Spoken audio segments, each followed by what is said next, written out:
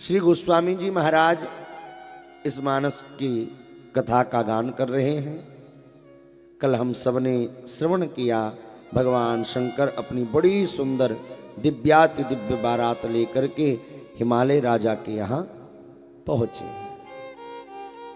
और जब पहुंचे महाराज,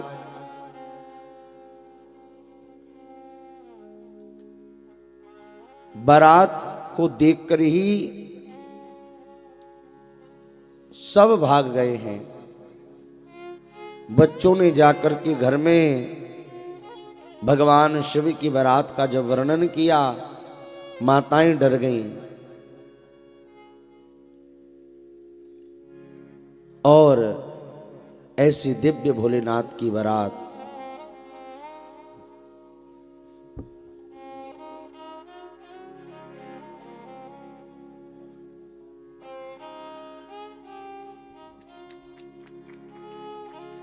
आज कथा में भगवान का जन्मोत्सव होना है। आज ब्राह्मणों की बड़ी कृपा है। आचार्य राम जी भी पधारे, उनके चरणों में प्रणाम करता हूँ। हमारे प्रिय भाई, सुंदर प्रवक्ता, कवि, लेखक, ऐसे हमारे योगेंद्र देवोलिया जी और संगीतज्ञ भी, हाँ, उनका बहुत बहुत अभिनंदन। साथ में रामा भैया पधारे, आपका भी खूब खूब अभिनंदन है। रामा रामा रटते रटते बीती रे उमरिया, अब आकर रामा का दर्शन हुआ। तो सब ब्राह्मणों की बड़ी कृपा। एक बार जोरदार करतल ध्वनि के साथ सभी ब्राह्मणों का अभिनंदन, स्वागत है। वाह। तो भगवान की दिव्य बारात जब पधारी, संपूर्ण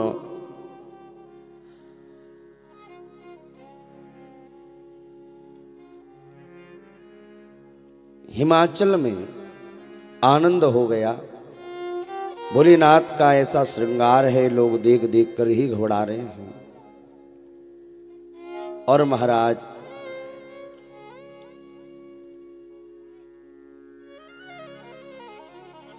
ऐसी दिव्य बारात भगवान की, देखो जितनी भी भगवान के प्रसंग हैं, राम जी की भी बारात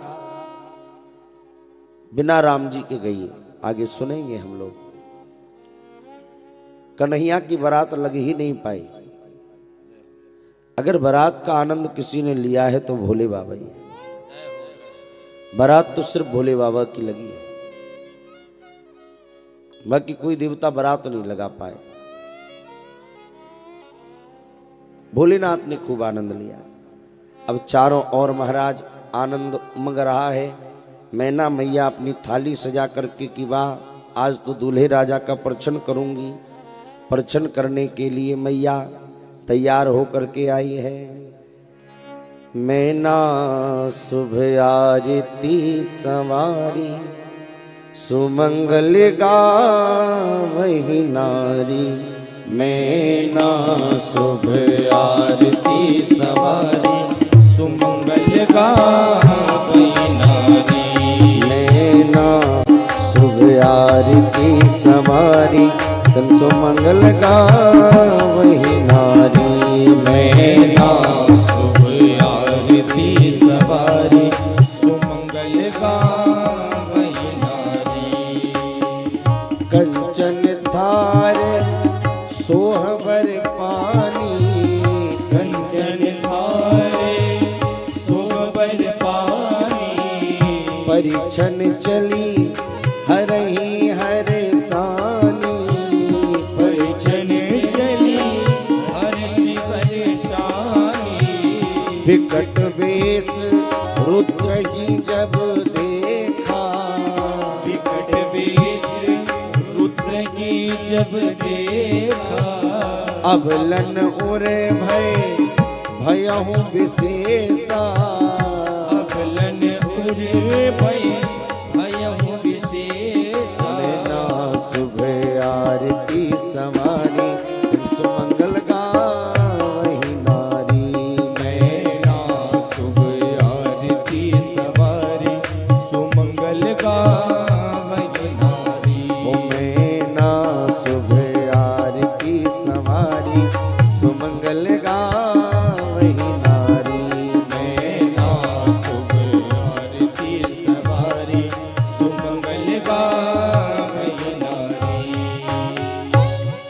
मैना मैया ने सुंदर थाली सजाई है, जल का लोटा रखा है, दीपक रखा है, परछने की सब सामग्री लेकर के मैया चली हैं।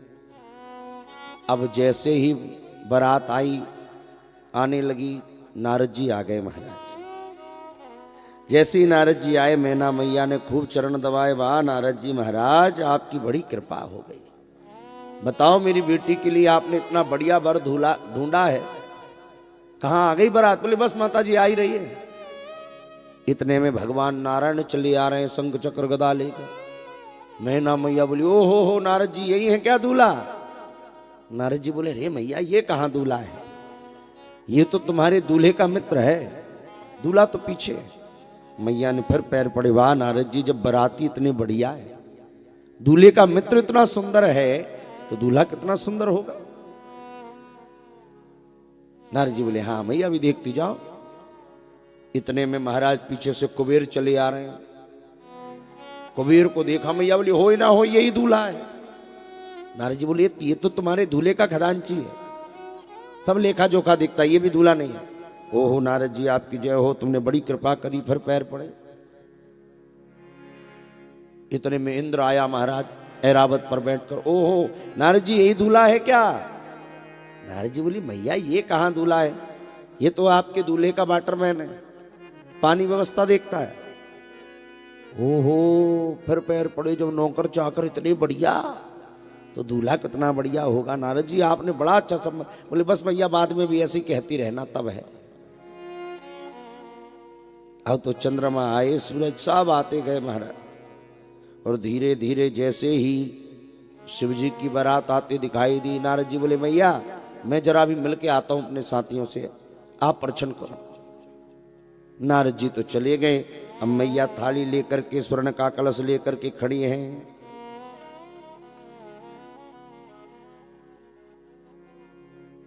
अब भगवान बैठे हैं बैल पर, बैल के ऊपर भी उल्टे बैठे हैं।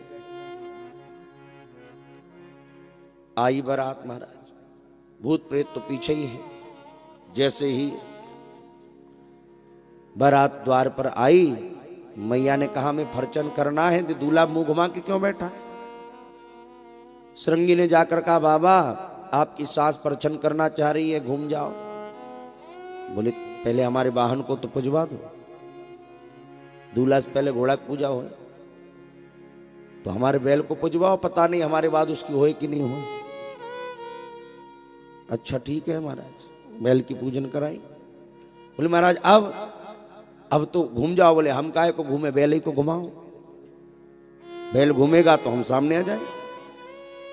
अब तो जैसे ही नंदी महाराज को घुमाया और जैसे ही महाकाल का दर्शन किया, क्या स्थिति हो गई। विकट वेश रुद्र ही जब देखा, जैसे ही विकट वेश देखा, भागी भवन पैठ यति त्रासा, गए महेश तहा जनवासा।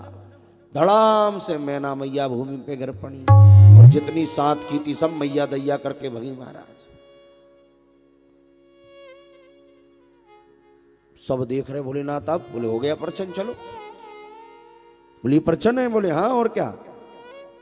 जनवासे में पहुंच गए भोलेनाथ और जैसे ही पहुंचे ब्रह्मा जी विष्णु सब आ गए और बोले बाबा करा लिया आपने बेइज्जती, हमने पहले ही कहा था जरा बढ़िया से सज भज के चलो, देखो कितने अपशगुन हो गए तुम्हारे विवाह में। भोलेनाथ बोले क्या अपशगुन हो गए? ब्रह्मा जी बोले देखो तुमको देखते ही गांव वालों ने दरवाजे बंद कर लिए। लोग दरवाजे खोलते हैं दूल्हे को देखकर, और तुम्हें देखकर लोगों ने दरवाजे बंद कर लिए। भोलेनाथ बोले देखो ये कोई अपशगुन नहीं है, ये सगुन है। बोले इसमें क्या सगुन है? बोले देखो हर देश की अलग अलग परंपरा होती, हो सकता है यहाँ की यही परंपरा हो कि दूल्हा को देख के दरवाजे बंद करते हो, तुम्हें कैसे पता? ब्रह्मा जी बोले अच्छा और एक बात बताओ, दरवाजे बंद करी वहां तक तो ठीक है, लेकिन तुम्हारी सास तुम्हें परछन के लिए आई थी, थाली में दीपक रखा तब बुझ गया। अब बताओ दीपक बुझना कोई शुभ संकेत है? ये तो अशुभ हो गया। भोलेनाथ बोले कोई अशुभ नहीं हुआ। बोले हमारी सास बड़ी समझदार थी, उसने देखा कि जिसके मस्तक पर चमचम चंद्रमा चमक रहा है उसे छोटा सा दीपक क्या दिखाऊं, इसलिए दीपक खुद ही बुझ गया। चंद्रमा देखकर बुझ गया, इसमें सगुन है, अब सगुन कुछ नहीं। ब्रह्मा जी बोले अच्छा, और जल का लोटा गिर गया कलश, ये तो अब सगुन हुआ। भोलेनाथ बोले ये भी कोई अब सगुन नहीं हुआ। अरे हमारी सासू माँ ने देखा कि जिसकी जटाओं से ही गंगा बह रही है उसे एक लोटा जल क्या चढ़ाऊं, तो लोटा खुद ही गिर गया हमारा। भोलेनाथ बोले कोई अपशगुन नहीं हुआ। ब्रह्मा जी बोले अच्छा ये भी अपशगुन नहीं हुआ, तो ये बताओ तुम्हारी सास जो परछने आई थी बेचारी बेहोश हो गई, अब ये तो अपशगुन मानोगे कि नहीं, सास ही बेहोश हो गई। भोलेनाथ बोले ये भी कोई अपशगुन नहीं है। क्यों? बोले क्या हुआ, हमारी सासू माँ ने हमारे सिर पर बैठे हुए सर्प को देख लिया, और सर्प है काल का स्वरूप। काल को जब कोई देखता है तो अच्छे अच्छों को बेहोशी आ जाती है, थोड़ा नीचे आकर काल से महाकाल को देख लेती तो जीवन सुधर जाता, फिर बेहोश नहीं होती। पर काल को देखा तो बेहोश हो गई। अब हर अपशगुन को भोलेनाथ ने सगुन मान लिया। भोलेनाथ कह रहे हैं कि सब सगुन हुए हैं। इधर मां पार्वती को मां मैना ने गोद में बिठा लिया। लीनी बोली गिरीश कुमारी, बिटिया सहित स्नेह गोद बैठा।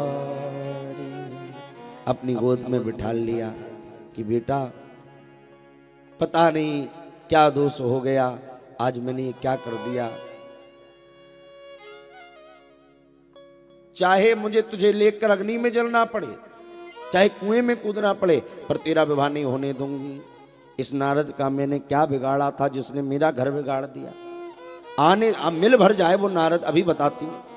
अब तो मैना मैया इतनी क्रोध में, नारद का मैं काह बिगाड़ा।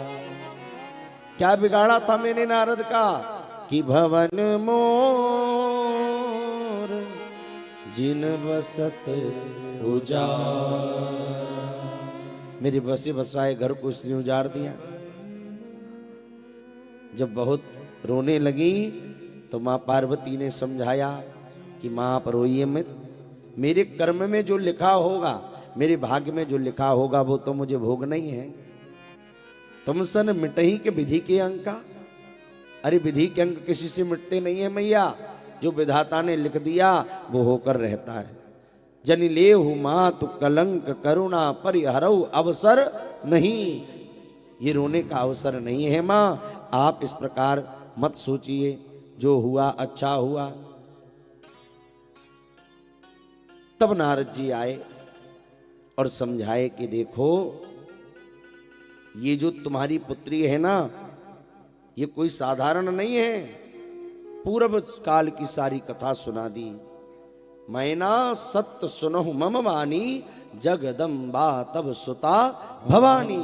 तुम्हारी जो बिटिया है वो साक्षात जगदम्बा है, अजा है, अनादि है, आदि शक्ति है, सदा शंभु अर्धंग निवासी, सदैव शिव के अर्धांग में रहने वाली है।